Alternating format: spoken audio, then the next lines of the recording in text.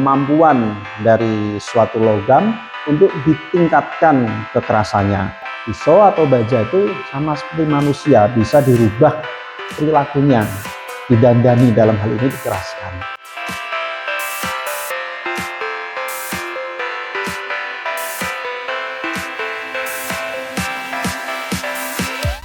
Assalamualaikum warahmatullahi wabarakatuh.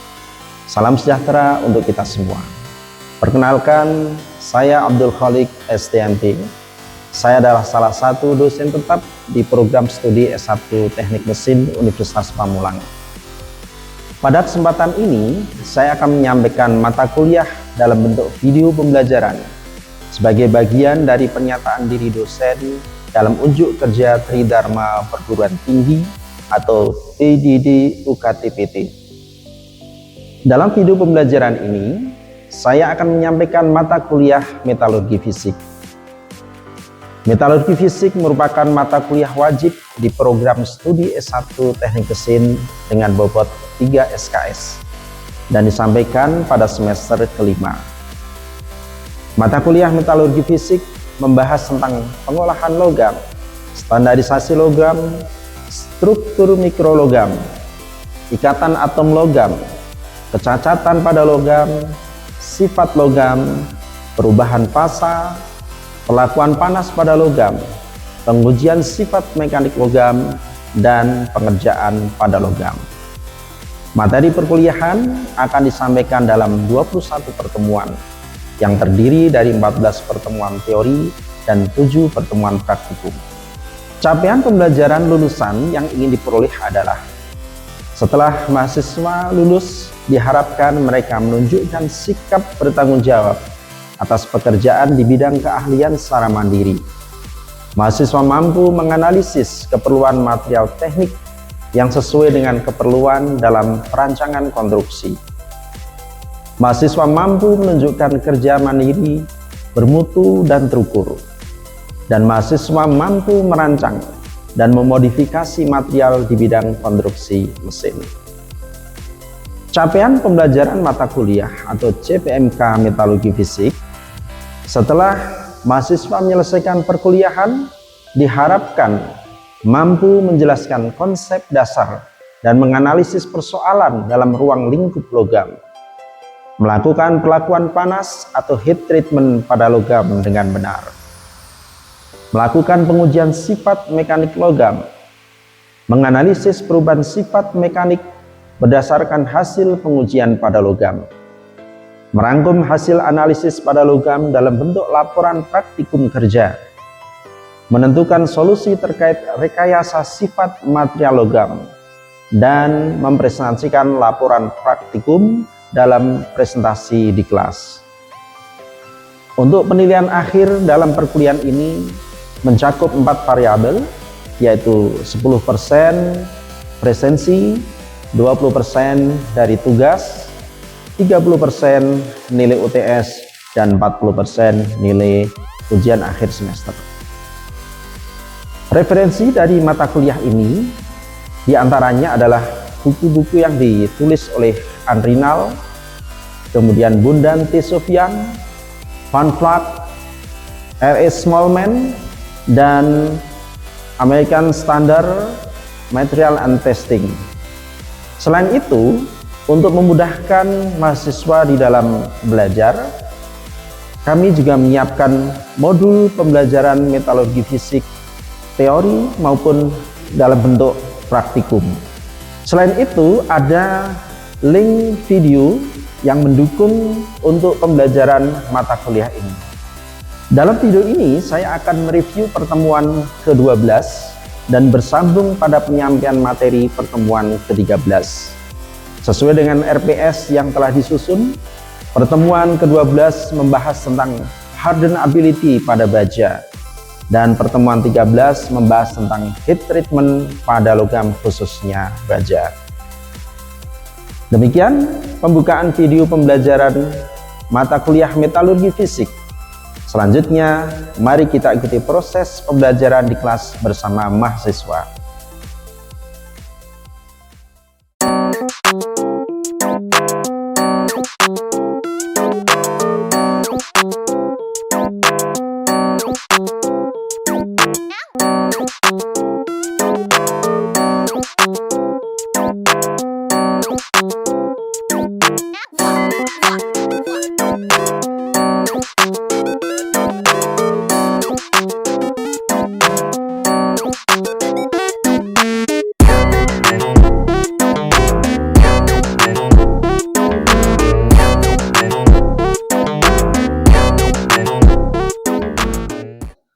Assalamualaikum warahmatullahi wabarakatuh. Senang sekali berjumpa dengan Anda dan saya lihat hari ini tampak cerah-cerah wajahnya. Saya berharap hari ini menjadi hari yang istimewa untuk kita semua. Baik rekan-rekan, pertemuan hari ini kita akan coba mereview kembali pertemuan 12 yang telah kita lewati supaya yang mulai lupa jadi ingat kembali, mulai fresh. Setelah itu baru nanti kita masuk ke pertemuan berikutnya. Pertemuan kemarin, pertemuan 13, kita telah membahas tentang hardenability terhadap logam, khususnya baja. Kalau boleh saya mencoba mengingatkan Anda kembali pada materi kemarin, saya ingin memberikan Anda satu pertanyaan. Yang bisa menjawab silahkan, ya, nanti jawabnya semampunya nggak apa-apa, coba kita luruskan. Apa yang dimaksud dengan hardenability pada baja? Silahkan yang masih ingat. Izin menjawab. Silakan Mas Farel. Hardenability adalah kemampuan suatu bahan atau material logam untuk dapat dikeraskan dengan metode yang udah 100% magnesit itu kayak udah keras atau keras, kurang lebih seperti itu. Oke, tepat sekali ya. Mungkin saya tambahkan saja. Jadi hardenability adalah kemampuan dari suatu logam untuk ditingkatkan kekerasannya. Tentu setiap logam itu berbeda-beda karakternya. Ada yang bisa dikeraskan dengan tingkat yang tinggi atau sedang, atau ya hanya sedikit perubahan, namanya hardenability. Kemudian cara untuk mengetahui hardenability ini bisa diterapkan dengan satu metode, yaitu metode apa kemarin Mas? Masih ingat? Ya? Uji Jomini. Oke, betul sekali. Jomini test ya. Itu di mana sampel baja dibuat dengan ukuran standar, kemudian dipanaskan ya, dipanaskan sampai temperatur tertentu. Kemudian ditaruh di alat uji Jomini, disemprot pakai air, kemudian baru akan diukur pada bagian yang terdekat dengan alat uji Jomini yang disemprot itu sampai dengan yang bagian terjauh, maka akan diketahui tingkat kekerasannya. Oke, itu tentang uji Jomini untuk mengetahui hardenability ya. Sampai di sini ada pertanyaan rekan-rekan? Barangkali kemarin setelah membaca modul Anda muncul hal-hal yang wah ini kayaknya perlu saya tanyakan ini. Silakan ditanyakan. Tidak ada ya? Artinya sudah cukup jelas. Baik, kita akan masuk pada pertemuan berikutnya, yaitu heat treatment pada logam atau perlakuan panas. Pertanyaannya, pernahkah rekan-rekan mengalami punya pisau itu kok beli pisau yang ini tajam, beli pisau berikutnya kok tumpul, padahal jenis pisaunya sama, belinya di tempat yang sama. Ya, pernah mengalami seperti itu ya? Ya, disitulah permasalahannya. Jadi ternyata pisau atau baja itu sama seperti manusia, bisa dirubah perilakunya, didandani, dalam hal ini dikeraskan. Nah, secara definisi heat treatment itu bisa dijelaskan sebagai proses pemanasan pada logam dan juga pendinginan yang terukur untuk tujuan mengubah sifat mekanik dari logam tersebut. Nah, untuk paduannya ini ada yang namanya diagram fasa Fe3C. Ini khusus untuk baja ya. Kemudian yang di sini adalah ada diagram time, temperature, dan transformasi. Ada yang sudah pernah membaca ini? Atau kemarin sempat membuka-buka modulnya? Ya, Anda coba buka modulnya ya. Nah, modulnya kan sudah kita siapkan ya. Anda bisa membuka-buka modulnya sebelum perkuliahan ini dimulai. Jadi ketika kami jelaskan itu, oh langsung nyambung begitu ya. Baik. Jadi diagram fasa ini ya, pada sumbu Y ini menjelaskan tentang temperatur dalam ukuran Fahrenheit. Nah, yang sebelah kanan ini adalah temperatur dalam ukuran Celsius. Sedangkan pada bagian bawah ini adalah kadar karbon dari baja tersebut. Ya, ini untuk patokan 0,8% ini adalah baja dengan karbon sedang. Ke bawah ini baja karbon rendah yang disebut hypoeutectoid. Lebih dari 0,8 ini adalah baja hypereutectoid. Kemudian di sini ada beberapa garis dan zona-zona. Di sini adalah zona di mana fasa dari baja tersebut terbentuk. Di sini ada perlit, nah, kemudian di sini ada daerah austenit, kemudian di sini ada bainit. Ya. Jadi ada beberapa fasa di sini. Nah, ini menjelaskan tentang semakin cepat pendinginan maka akan terbentuk martensit tadi, yang keras tadi. Semakin lama pendinginannya, ini waktu ya, ini yang terbentuk kadar martensitnya semakin sedikit. Semakin banyak martensit, tadi apa? Semakin keras. Umpama pisau itu keras, tajam.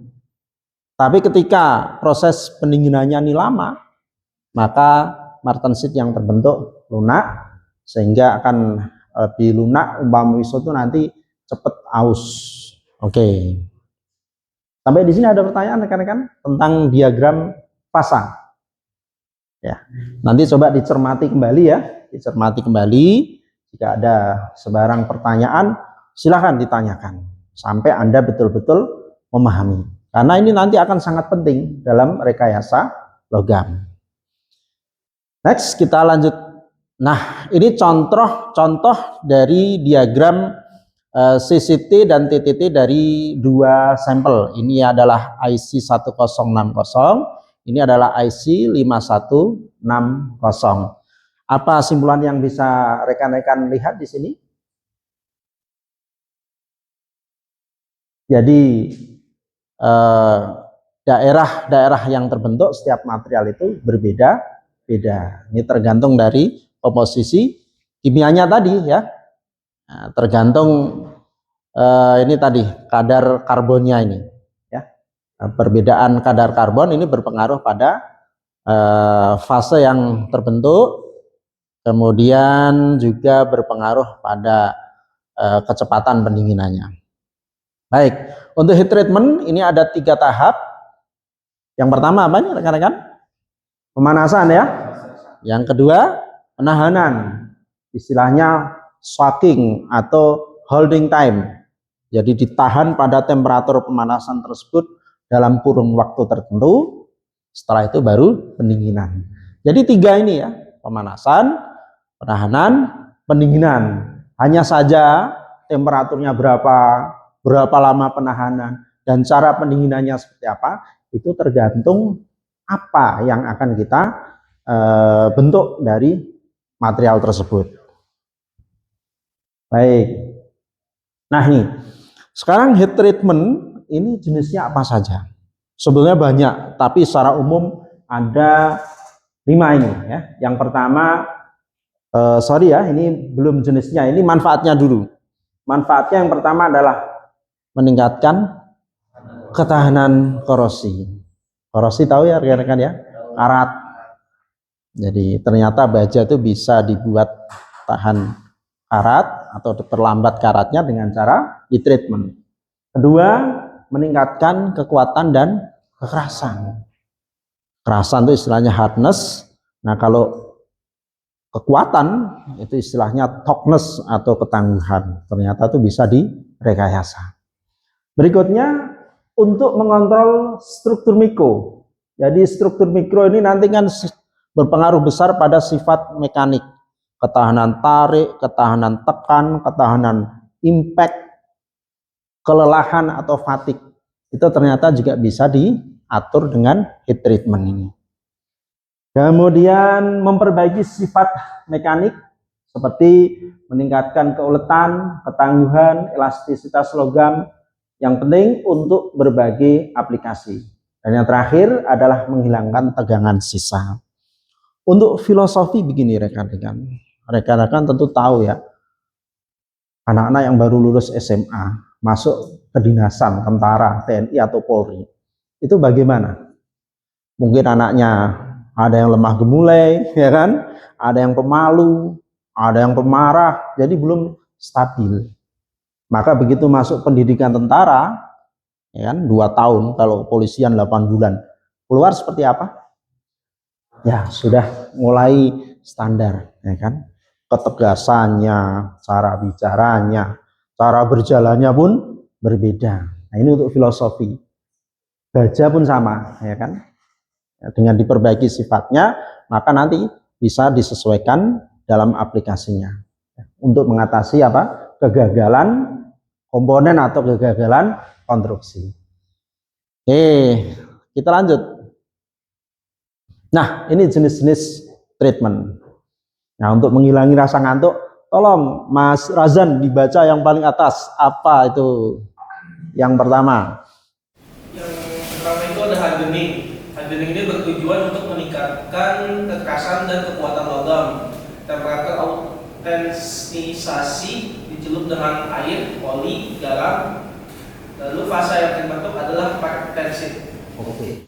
Jadi hardening adalah pengerasan. Dalam bahasa umum itu penyepuhan, disepuh.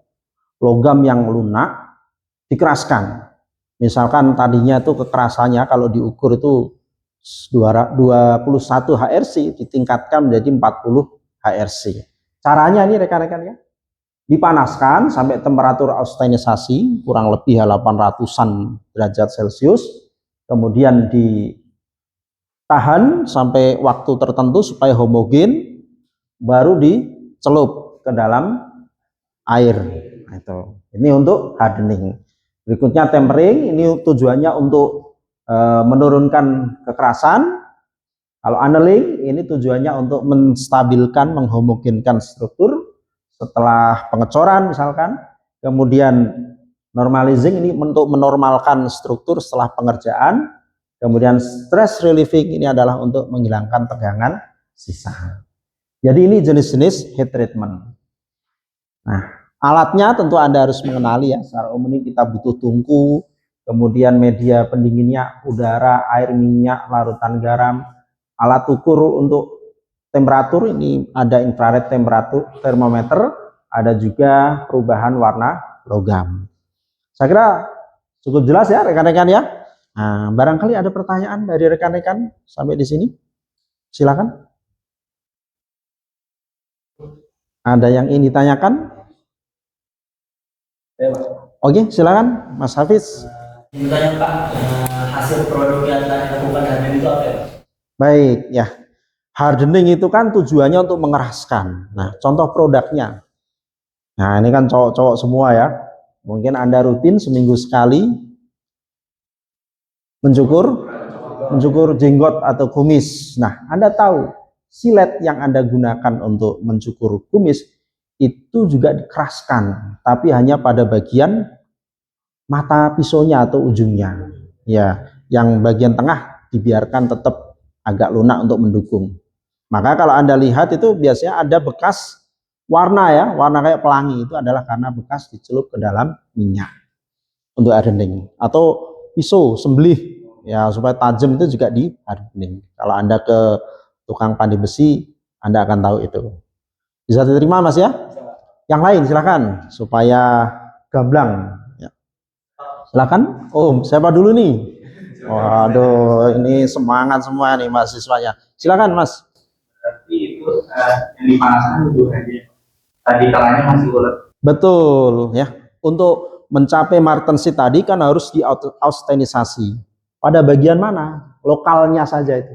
Pada ujungnya dipanaskan, setelah itu dicelup. Akan langsung naik kekerasannya karena strukturnya yang tadinya bulat-bulat gitu, kalau di struktur mikro itu diamati dengan mikroskop langsung berubah tajam-tajam. Ini bentuk dari martensit. Nanti bisa dibahas di pertemuan berikutnya. Ada lagi? Ya. Dan kalau tadi kan yang nanti oleh temperingnya. Baik. Kadangkala ketika kita menghardening baja itu kebablasan. Jadi setelah diuji itu, wah, saya maunya cuma 45 HRC. Ini kok sampai 60. Padahal kalau 60 itu risiko getas atau retak. maka itu bisa diturunkan kekerasannya sekaligus meningkat keuletannya dengan cara ditemper, dihangatkan. Oke, saya rasa cukup ya rekan-rekan ya. Oke, nah untuk tugas ya, tugas mandiri, rekan-rekan saya punya 3 sampel ST37, SKS3, C45. Ukuran sampelnya 15 mm. Tugas Anda nanti di rumah, Anda perinci komposisi kimianya. Caranya Anda cari di ASM Handbook. Kemudian yang kedua, tentukan temperatur pemanasannya ketika material tersebut akan di hardening, di tempering, di annealing, dan numarising. Bisa ya? Oke. Kita cukupkan perkuliahan kita. Namun jika ada pertanyaan-pertanyaan yang membuat Anda bimbang, silahkan dicatat, kemudian nanti disampaikan ke saya, bisa WhatsApp. Next week kita akan bahas di kelas. Oke? Terima kasih banyak atas perhatian rekan-rekan semua. Ya. Jangan lupa sebelum meninggalkan kelas Anda absen dulu. Ya.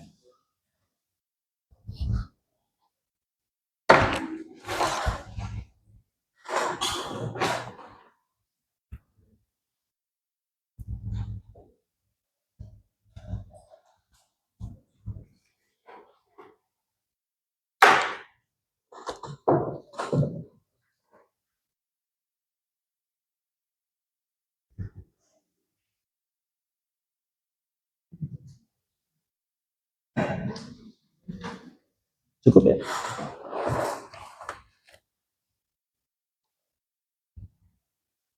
Ya.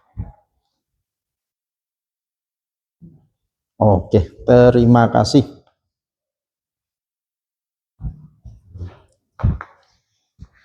Kita akhiri perkuliahan siang hari ini, kurang lebihnya mohon maaf. Assalamualaikum warahmatullahi wabarakatuh.